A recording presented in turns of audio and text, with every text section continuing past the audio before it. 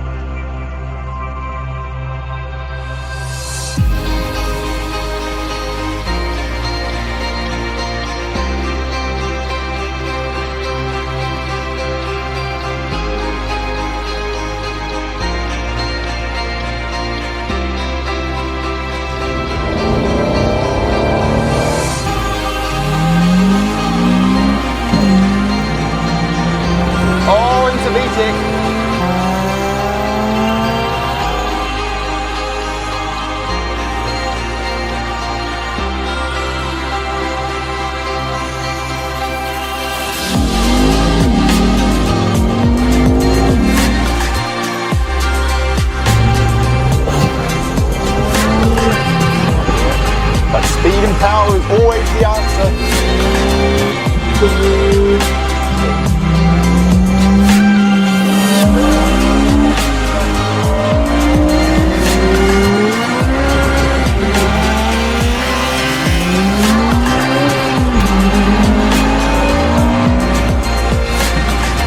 Oh, yeah.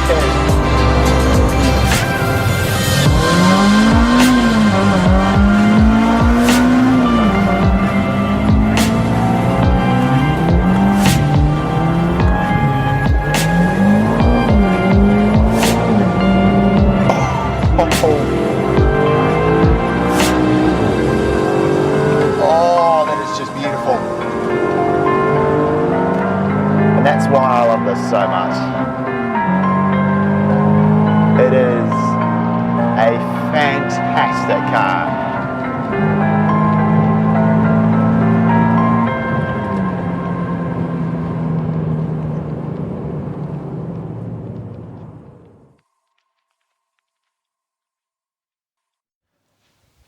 $10,000 people. As of today, there's more people subscribed to this channel than there were residents living in the metropolis of Havelock North in 1996. And I've had more views than there are people living in Perth. It's truly incredible, and it really does mean a lot to me. Heck, I started this channel because I couldn't find any decent reviews of a second-gen jazz sport, of all things. And here we are today, 4 years later, still going. I mean, not a lot of you guys probably knew that. In fact, there's quite a lot of things that you guys probably don't know about this random Kiwi dude who's always wearing shorts and videos and is obsessed to the max with Hondas. So today, I wanted to celebrate the milestone by answering some of the questions that you guys had. But before I get to that, a couple of quick announcements. While the Accord videos will be continuing, this Sunday I'm going to be trying something a bit different and launching a new mini-series that basically involves me and my friends ripping off a Top Gear Cheap Car Challenge. So be sure to check that out and give us some feedback. And I'm going to be coming up to Auckland again for the last weekend of May to film some videos. I'm on a pretty tight schedule already, but if you're keen for me to film a video with your car, hit me up on Instagram. Now, on with the Q&A.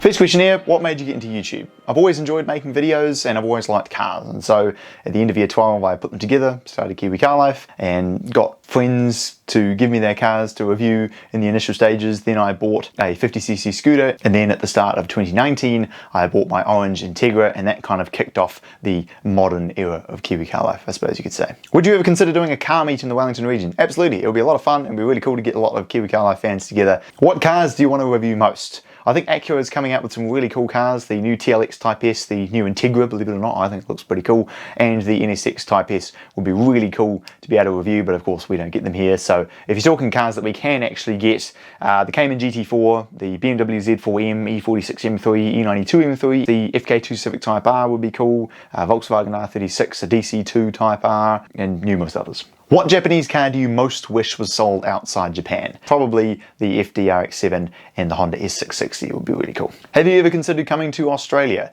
Yes, I actually went in 2019, but that was when my channel was quite small, so you probably didn't know that I was there. But once COVID blows over, if I get some cash behind me, I'd certainly consider coming back over and checking out a few of you guys' cars and so on. That'd be really cool. What video that you've made so far is your favourite? Well, there's a number of them that I think have been really cool. The NSX, obviously just a special car.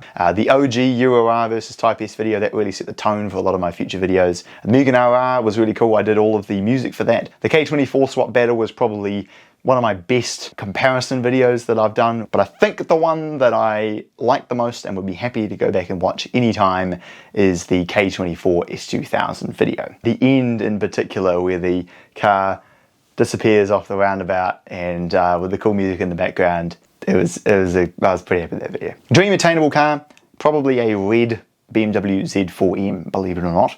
I just think the S54 engine is a masterpiece and I love convertibles. There's actually one for sale in Christchurch at the moment, but it's 50 grand. I'm kind of like, how many cars have I owned? Technically 8. What is your second favourite car brand behind Honda? Probably BMW and then Porsche. Why Honda? I love Hondas, but we're slow, lol. It's got a great engine, great gearbox, distinctive sound, really good build quality, handling, looks, all sorts of reasons. Would you ever sell the Accord and what for? Yes, I do really like my car, but there are better cars out there, and I think I've kind of done most of the things that I want to do with it, so probably towards the end of the year I'll look to move it on. K24 or K20?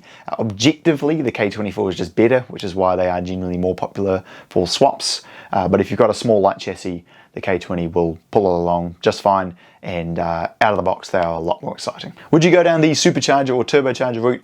To be honest, not really. It would be cool, and I know I hinted at it in the dyno video, but frankly, I think if I was going to try and supercharge or turbocharge my car, it would just take it from being what it is now, which is like a sort of OEM plus, you know, still drives mostly like a stock car, to then being, you know, I need an aftermarket ECU, which is immediately going to ruin your drivability a bit. I'm probably going to lose air conditioning, and it's just not really that kind of car. It would be cool, but I think if you're going to supercharge something, start with a chassis that's actually built for it, not an Accord. Is a reflash worth the money? Yes, absolutely, and click on this video to learn why. Do people in New Zealand try to turn their Accords into TSXs? I've seen one, but not really. CL9 short ram or cold air? I mean, the cold air is obviously better for performance, but if you live in a place where there's a lot of puddles, you probably want to go in a short ram so you don't hydrolock your engine. How much did the Type R gear set you back? It was 1,500 Australian dollars. Bought it off a guy on Facebook, so good luck trying to find another one.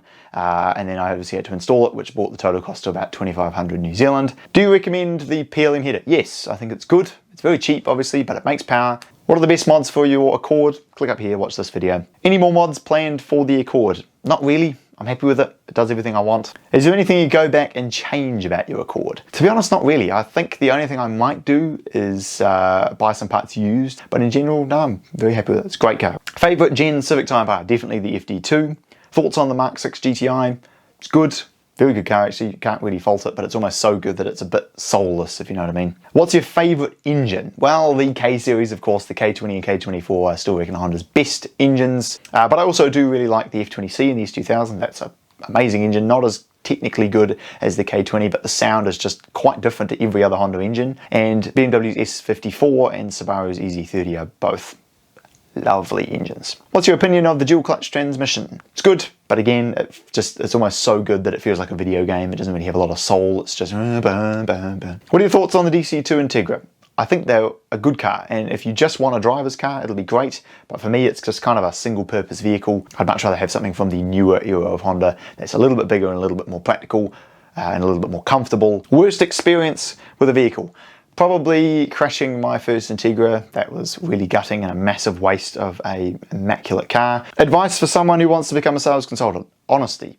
Sales consultants are known as sleazy salespeople who want to whip you off every time you walk into the dealership, and my goal as a salesperson has been to just provide the best service that I can for everybody that walks in the door and have them leaving like they want to buy something rather than being forced to buy something. Will you ever do YouTube full time? Well, this next question might answer that, and it is, what's the future of KiwiCarLife? I have this dream to turn KiwiCarLife into a bit more than just YouTube. The idea would be to buy trades from the various dealers that I am in contact with, and then get a fleet of these sort of interesting, unique, cool cars together and rent them out. And then the next step would be to make it like a New Zealand experience type company, where you fill out like a questionnaire of the things that you're interested in. It'll formulate a perfect holiday for you. You choose the cool car you want to drive it in, and then you go off on your merry way. That would be a really long-term goal. But in the future, you know, if I think I can make it work, then I probably would look to leave Honda and try and go out on my own, sell my own cars. Even that's probably a couple of years down the line. And the last question is,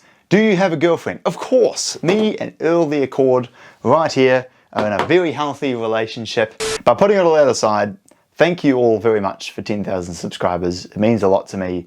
It's a milestone that I never thought I would get to. I was astounded when I even got to 100 subscribers, let alone 10,000.